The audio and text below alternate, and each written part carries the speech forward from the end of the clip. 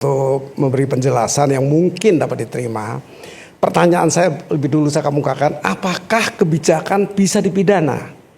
Jawabannya? Jawabannya adalah tentu ada yang bisa, ada yang tidak. Artinya bisa? Artinya bisa. Oke. Bagaimana mengukur bisa dan caranya, itu diatur di Undang-Undang Nomor 30 tahun 2016 di pasal 10 tepatnya. Adanya asas-asas umum pemerintahan yang baik, good government atau good governance, itu mempunyai rambu-rambu untuk mengukur apakah kebijakan pejabat publik ini bisa dipersalahkan atau tidak dipersalahkan. Ini kira-kira yang jadi dasar lebih dahulu. Kenapa? Karena kebijakan itu tadi diukur dengan kerugian. Kerugian dalam bentuk apa? Apa hanya bentuk uang itu menjadi kerugian utama buat negara? Tidak. Banyak kerugian-kerugian lain yang ada pada asas-asas itu. Misalnya dalam hal ini? Saya menemukan saja kebetulan ya, kalau memang kerugian uang itu terlampau kecil misalnya, atau kerugian uang itu tidak ada. Oke. Tapi ternyata kerugian lain yang bisa dihitung dengan uang juga banyak. Apa itu? Kebijakan yang menjadikan stok barang, ya kalau ini yang tekniknya ya, secara barang. Berapa banyak stok yang tertinggal yang tidak digunakan karena saya membaca alasannya di Malaysia misalnya, perbandingannya memang sudah lama tidak digunakan, itu tidak bisa digunakan. Si Chromebook ini? Iya, iya. Laptop Chromebook ini? Chromebook ini, sistem Chromebook. Di Malaysia tidak digunakan? Ya, saya membacanya seperti. Tapi kan bukan berarti kemudian di Indonesia tidak digunakan juga, digunakan lalu kemudian kesalahan? Apakah tidak diteliti dengan tepat? Diteliti dengan tepat sebelum menerbitkan kebijakan itu.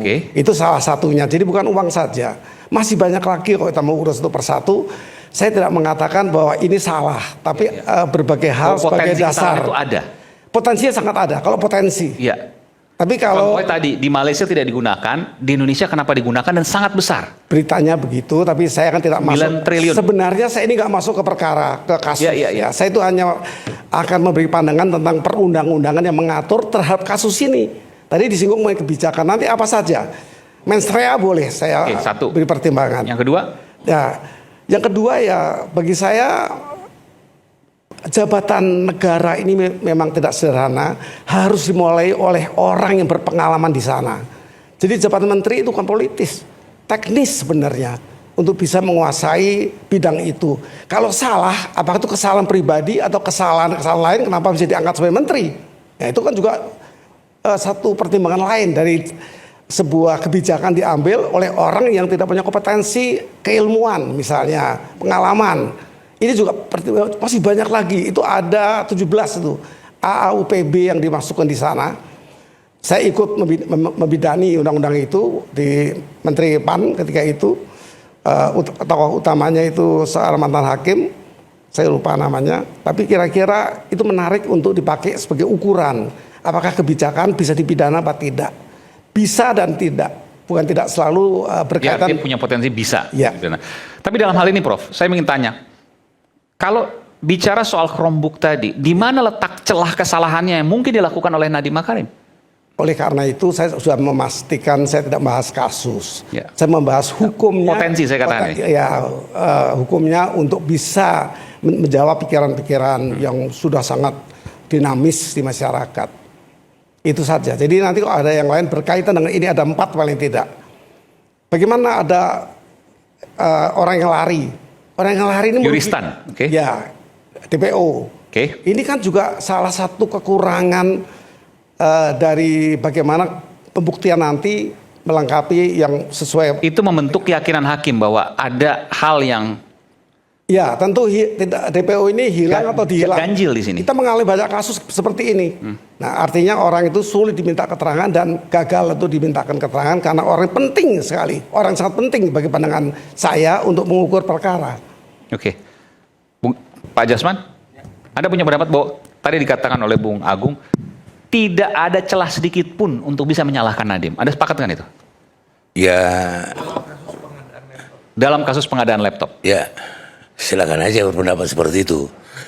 Tapi jaksa yang melakukan penyidikan dalam kasus itu telah berkeyakinan telah terjadi kesalahan, maka dilimpahkan ke pengadilan dan kemudian hakim pun sependapat sehingga dijatuhi hukuman. Jadi kalau orang berpendapat A atau B itu boleh-boleh saja. Makanya sebenarnya harapan kita pada para petinggi atau para ilmuwan, marilah kita mengedukasi masyarakat. Jangan malah kita bodohin masyarakat itu. Ya, tapi kan perlu ada data di mana sesungguhnya yang merupakan celah, yang merupakan oh ini nih kesalahan Nadiem. Kesalahan yang pertama, ini proyek pengadaan Chromebook itu kan gagal, proyek gagal ini. Proyek gagal. Proyek gagal. Kenapa gagal? Ya kebetulan tempatnya pun ini kan ada namanya 3T ya. Daerah 3T, ya. terluar, Ya, terdepan. Nah, Ya. itu tidak bisa digunakan ini barang ini di daerah Papua sana. 3T nggak bisa. Iya, itu makanya itulah dasarnya jaksa mengajukan itu sebagai tindak pidana korupsi. Oke, sebentar situ dulu. Anda mau jawab soal itu? Kesalahan pengadaan, Chromebook-nya salah sasaran. Mau di 3T nggak bisa digunakan di sana. Itu kurang tepat. Karena pada fakta persidangan kami menghadirkan guru-guru yang dari Papua mengatakan bisa dipakai. Gitu. Tapi begini, dalam kasusnya Nadiem ini ada dua dakwaan. Dakwaan primer dan dakwaan subsidiar. Dalam dakwaan primer Nadiem dibebaskan. Tidak terbukti. Namun dalam dakwaan subsidiar menurut hakim, 4 hakim ini menyatakan terbukti. Tentunya sebagai bagian dari penegak hukum, karena advokat juga adalah penegak hukum, kita menghargai putusan tersebut. Tetapi, yang tadi disampaikan oleh Pak Jasman, kita harus mengedukasi masyarakat dengan benar. Dan itu kewajiban moral kita sebagai bagian dari penegak hukum. Bahwa putusan-putusan yang tidak profesional, yang memang menyalahi prosedural, harus kita kritisi. Karena kalau tidak, akan tercipta ketidakpastian hukum. Kita ingat bahwa kepastian hukum itu merupakan hal yang fundamental buat negara kita ini sebagai negara hukum. Karena kepastian hukum inilah yang mendatangkan investor ke Indonesia. Kalau tidak ada kepastian hukum, para investor akan takut untuk masuk ke Indonesia. Oleh karena itu, kami dalam kasus ini sudah menyatakan banding dan tadi kami sudah resmi memasukkan banding. Sedangkan untuk penyalahan gunaan perilaku hakim, penyalahgunaan perilakunya hakim, kami sudah melaporkan ini ke Komisi Yudisial secara resmi. Di situ kami sampaikan bahwa hakim ini dalam membuat putusan ada banyak hal yang dia melanggar proseduralnya. Misalnya, jangan lupa bahwa proses di pengadilan itu adalah yudek fakti, melihat fakta-fakta persidangan. Barulah di situ menimbulkan keyakinan hakim. Banyak sekali dalam hal putusan tersebut terjadi manipulasi fakta-fakta persidangan oleh putusan, oleh hakim dalam putusannya itu tersebut. Karena kita melihat sidang ini terbuka untuk umum, kita rekam dan semua menyaksikan, banyak sekali hal-hal yang seharusnya tidak pernah ada dalam persidangan tapi dikatakan dalam putusan. Misalnya contoh, hakim mengatakan bahwa tadi lembaga BPKP melakukan survei ke lapangan. Padahal si pemberi keterangan dari yang hadir auditor itu, dia tidak mengatakan itu. Dan memang faktanya tidak dilakukan survei ke lapangan. Justru sebaliknya, kamilah yang melakukan, menghadirkan dalam persidangan guru-guru se-Indonesia. Tadi menjawab apa yang dikatakan oleh Pak Jasman, bahwa Chromebook ini tidak berguna. Salah.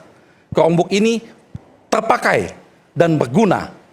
Artinya kami hadirkan perwakilan dari Aceh, kami hadirkan perwakilan dari Papua, Indonesia Timur, Pulau Jawa, Pulau Sumatera, semua mengatakan dalam persidangan ini 100% terpakai? Mengatakan 90%. 90% penggunaan Chromebook sesuai dengan yang diharapkan. Yang tidak sesuai apa alasannya? Ada berbagai macam masalah-masalah teknis dan itu umum yang seperti itu terjadi. Tetapi ini juga banyak sekali salah pemahaman. Orang menganggap bahwa dengan di daerah 3T sama sekali Chromebook tidak terpakai, itu juga salah. Karena untuk di daerah 3T sudah ada Chromebook yang tidak perlu menggunakan internet. Dimasukkan program-program di sana dan program-program itu dipakai. Itulah kemarin kami dalam persidangan, ini fakta lagi persidangan, salah satu guru dari Papua mendemonstrasikan penggunaan Chromebook tanpa internet. Artinya Chromebook itu dapat digunakan.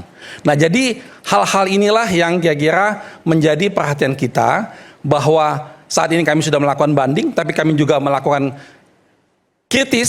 kritisasi terhadap putusan tersebut. Maksudnya kalau Chromebook nggak pakai internet artinya mengandalkan data internal. Iya, yang sudah dimasukkan dalam Chromebook tersebut. Oke. Dan itu dipakai. Dan sampai mungkin kalau kita bisa melihat rekaman-rekaman persidangan, ada beberapa guru yang sampai bahkan menjelaskan secara detail di persidangan bagaimana sekolah mereka jauh lebih maju setelah adanya Chromebook tersebut.